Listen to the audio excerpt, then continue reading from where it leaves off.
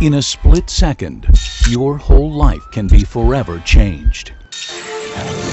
Accidents occur every day that cause traumatic brain injury, or TBI.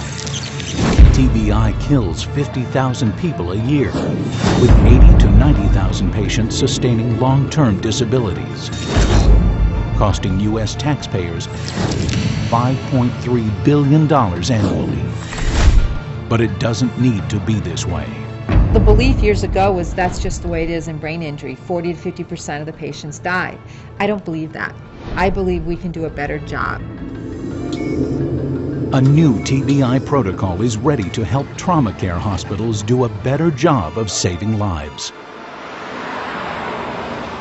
In 1995, Mission Hospital in Mission Viejo, California, developed a protocol based on guidelines issued by the Brain Trauma Foundation and the American Association of Neurological Surgeons. This treatment protocol focuses on an extraordinary team effort with a champion physician and an advanced clinical nursing staff that implement a consistent monitoring of intracranial pressure, oxygenation, and blood flow to the brain. Using this TBI protocol, Mission Hospital has turned suffering into success. The mortality rate has dropped from 43% to 12.6%. The rate of severe disability has dropped from 30% to 11.6%. And the rate of positive outcomes has risen from 27% to 75.8%. For hundreds of patients, this new TBI protocol has made the difference between life and death. And yet most hospitals have not implemented this new protocol. Again, the trauma guidelines, which first came out in '95 and repeated again in 2000 revised, are still not adopted by a majority of the neurosurgeons in the United States. And that's the major problem. Mission Hospital had its first opportunity to use this protocol in 2001, when 17-month-old Anton LaRosa was wheeled into emergency. His head was crushed by an SUV. Got a 2-year-old male that ran over the parking structure, approximately 5 miles an hour. Rear wheel of the SUV, no palpable pulse. Anton had suffered multiple fractures, bleeding around the covering of the brain, and swelling. He was rushed into surgery. All the signs were there that this probably wasn't going to be a child with a very good outcome. His surgery team stabilized his primary injury, but no one expected him to make it through the night. He had bandages and tape and wires and tubes coming out of him. He wasn't moving. I basically went there just to say goodbye to him and pretty much let him go.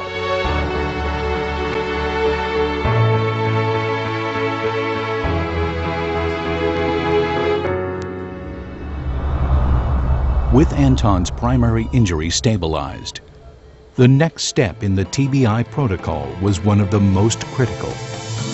The central core of the protocol is to try to minimize the impact that all of those secondary events have on reducing blood flow and oxygen levels in the brain.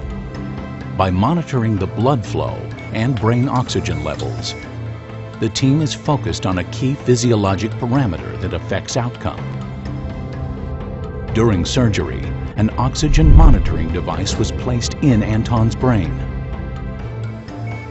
A brain oxygen monitor signals the staff to subtle changes in the patient's condition, changes which can be deadly.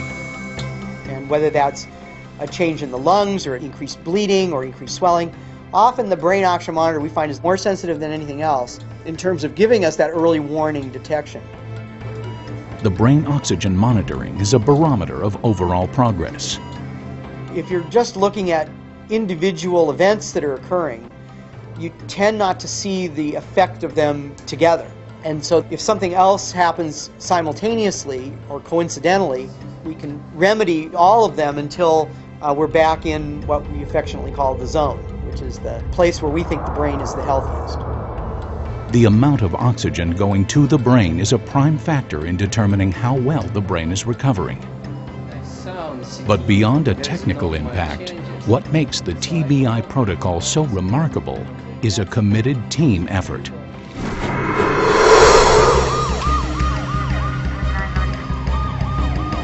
From the paramedics to the emergency room doctors and nurses, into the operating room and through the ICU, every member of the team applied the principles of the TBI protocol.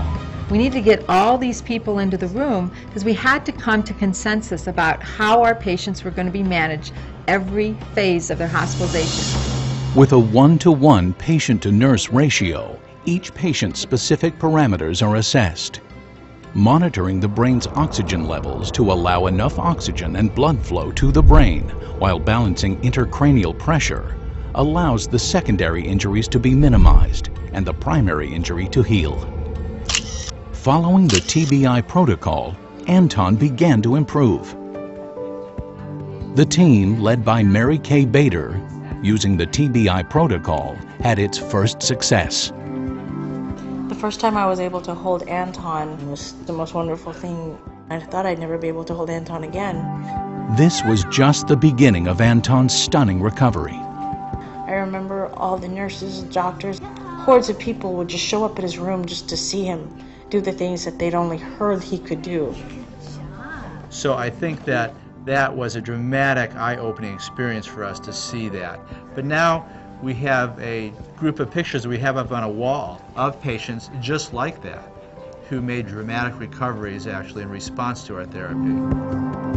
Even with this success, most hospitals still do not use the TBI protocol. Many doctors and their institutions resist change, even if it means saving lives. I know that it is difficult in some hospitals to get neurosurgeons on board with changing their practice. I think they would change their mind as they watch the outcomes of their patients. Initially, the transition to this TBI protocol can be demanding, but there is help. The Adam Williams Foundation was formed to provide other hospitals with the equipment and the training so that more TBI patients can have positive outcomes. They get a substantial infusion of equipment at a discount, which allows them to get over the capital requirements of putting this protocol into place. The Adam Williams Foundation has allowed our team to spend a critical amount of time with a team representing that hospital and to really immerse them in this protocol and to really get them started in a way that I don't think is possible any other way. Organizations that have come on board with the Adam Williams Initiative have a culture that invites change, that is seeking best practice, and that is key to the success of changing practice with traumatic brain injury. And so it's almost like give it a chance, be open-minded about it. When the doctors get introduced to this protocol, if they have a patient that they thought could never possibly recover, they follow the protocols and then they see a dramatic recovery, that's when they become believers. I would implore you to look carefully at our protocol. This is not radical or revolutionary, this is evolutionary. The outcomes that we've published will compel you to hopefully adopt these guidelines in your own institution as well. I don't know how to be able to change practice except to do what we're doing, one hospital at a time, one surgeon at a time.